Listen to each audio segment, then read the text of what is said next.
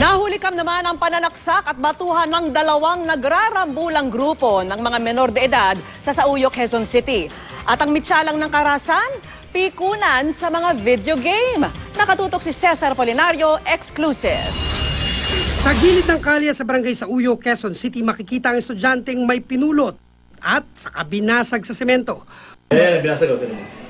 Payabangan. Umulim ba yan? Si Jackie na may bote. Yun, binasag nila yung bote. Isang bote po, yun yung ibinato nila doon sa kabila, kaya sila sinugod na. Kuha ito ng CCTV ng barangay nitong Marso. Kasama ang isa pang lalaki, sinugod nito ang isang grupong nakatambay sa isang kanto.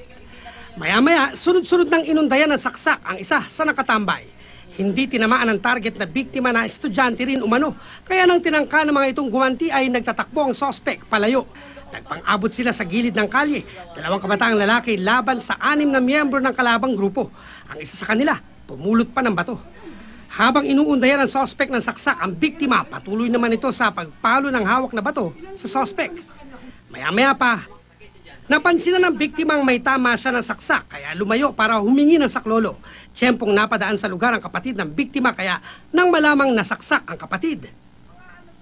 Siya mismo ang bumitbit sa sospek at dinala sa mga tumating na barangay tanod. Ang punot dulo ng alitan ay paglalaro ng video games. Napikon, nagkaroon ng hindi magandang usapin, nagkapikunan, nagsaksakan.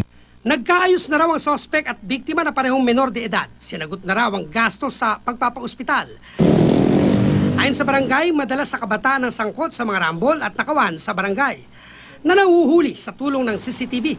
Kaya naman, pinag-iinitan na raw ng mga sospek na kabataan.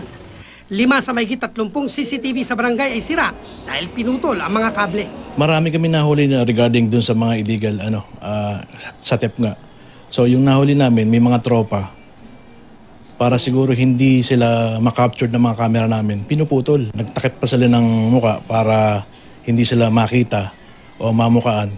Kaya naman tutok ang barangay sa mga lugar na itinuturing na hotspot. Sa dami ng naitatalang krimen, para bantayan, hindi lang ang mga may masasamang balak, kundi ang mga CCTV na pinupuntiryang sirain ng mga kabataang nasasangkot sa krimen.